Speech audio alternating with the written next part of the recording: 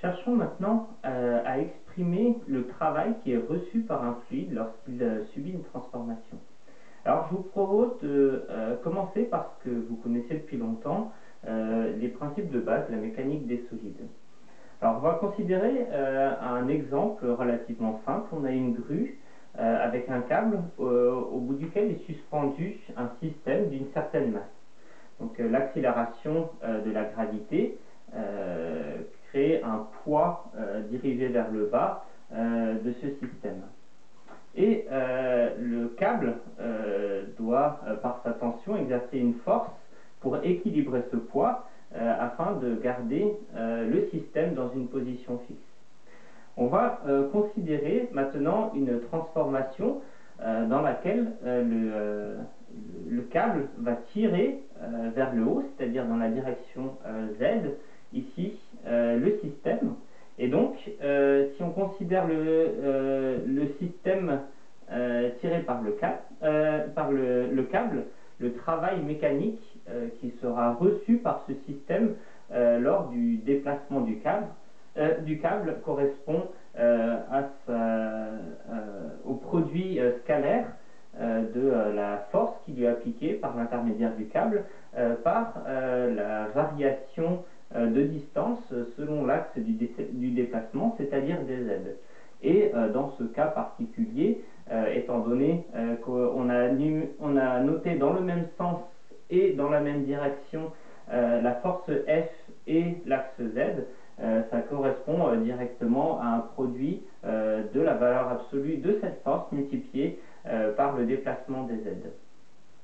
Alors, si jamais le câble donne ce travail au système entre deux positions d'équilibre mécanique, ce travail qui sera reçu par le système correspondra directement finalement à l'augmentation de l'énergie stockée de notre système, c'est-à-dire de son énergie potentielle de pesanteur avec le changement de l'altitude de notre système. Faisons maintenant l'analogie entre ce qui peut se passer pour un fluide. Alors on va prendre ici l'exemple d'un fluide qui sera comprimé à l'intérieur d'un système cylindre-piston. Alors pour cet exemple précis, il faut que le fluide soit compressible, sinon on ne va pas pouvoir déplacer le piston, mais le principe général qui en ressort reste valide même pour un fluide incompressible. Alors dans le cas d'un fluide, on peut de la même manière imaginer donc le fluide à l'intérieur du cylindre et une certaine force qui est appliquée sur le piston. Alors on a besoin de cette force pour contrer d'autre part la pression exercée par le fluide sur le piston, et on va considérer un déplacement dans le même sens que la force selon x.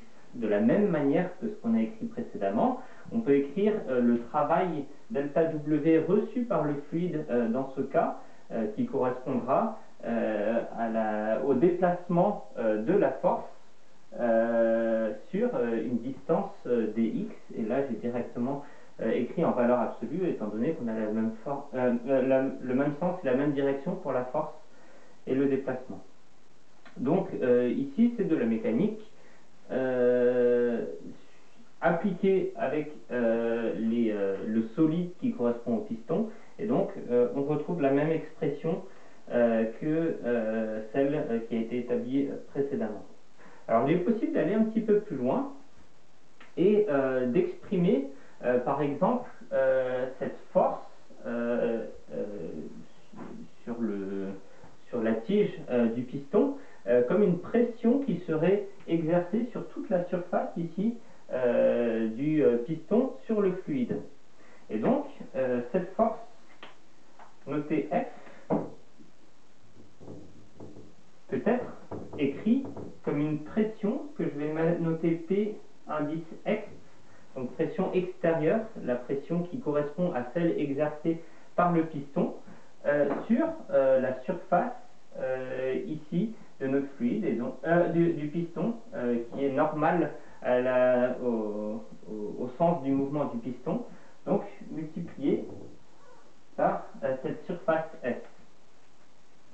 D'autre part, le déplacement linéaire selon l'axe X va donner lieu à une diminution du volume accordé au fluide. Et donc il est possible d'exprimer ce déplacement dx en fonction de dv, la variation du volume du fluide. Alors, étant donné qu'un cylindre c'est cylindrique, c'est assez facile à exprimer. On a alors attendez, on a dx qui sera égal directement à moins dv sur s.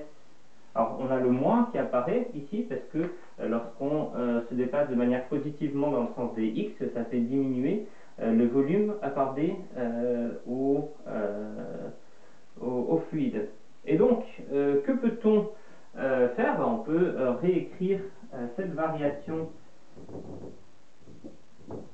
cette quantité de travail qui est reçue par notre système, c'est-à-dire notre fluide pendant cette transformation, en fonction de cette pression Px exercée par le fluide de la variation du volume du fluide, et on obtient ici moins Px multiplié par dv.